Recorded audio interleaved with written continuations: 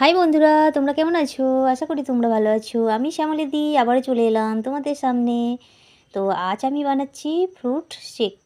তো চলো, ফ্রুট শেকে কী কী উপকরণে দিতে হয় সবই তোমাদের সামনে এই যে নিয়ে এসে রেখে দিয়েছি। তো চলো তোমরা দেখতে থাকো, আমি একটা একটা করে বার করে করে সবই তোমাদের ঘরে দেখাচ্ছি। এদিকে নিয়েছি 3টে কলা আছে, আপেল কাটা আছে, আর এখানে আছে মৌসুম্বি লেবু আছে, না মৌসুম্বি নয়, ওই কমলা লেবু আছে, আঙুর আছে, আর চেরি ফল আছে। আর আমার ক্যামেরাটা না এদিক ওদিক হয়ে যাচ্ছে। আর এদিকে আছে বেদানা, এই যে আপেল কুচো আছে, 3টে কলা আছে, আর এই যে তরমুজটা কাটছে মেয়ে আমার, তরমুজও দেবো। আর এখানে এই যে লাস্সি, আর এটা হলো লাস্সি, এই যে এটা হলো লাস্সি, আর এটা হলো দুধ, আমুল দুধ।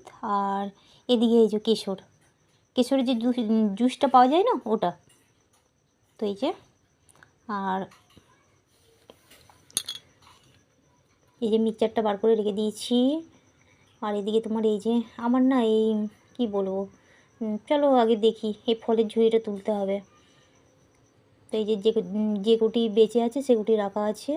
আর এই যে এখানে কলা দিয়ে দিচ্ছি, আর দুধটা ঢেলে দিলাম।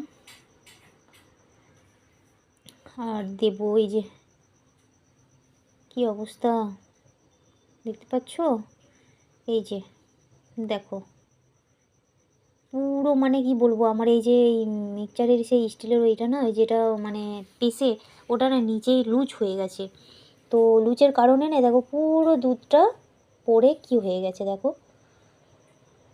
এই মিক্সচারটা বেশি দিন চলবে না আমার। তো চলো চপার নিয়ে চলে এসেছি, এই চপারের সাহায্যে করবো। এই যে লাস্সিটা ঢালছি ওতে, তারপরে এই লাস্সিটা ঢালার পরে এই যে কেশরটা ঢালবো।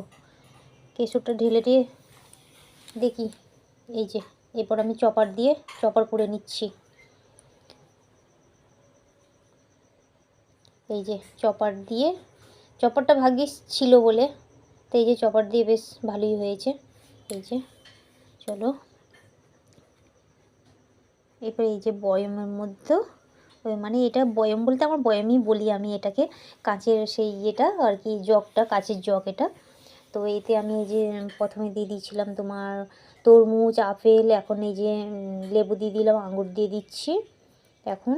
আর চেরি ফলটা দেওয়া হয়নি কখনো, চেরি ফলটা, এই যে চেরি ফলটা দেবো এখন আমি এই যে লাস্সিগুলো যে উপকরণগুলো ছিল সেগুলো সব জগের মধ্যে ঢেলে নিলাম। এখন আমি এরপর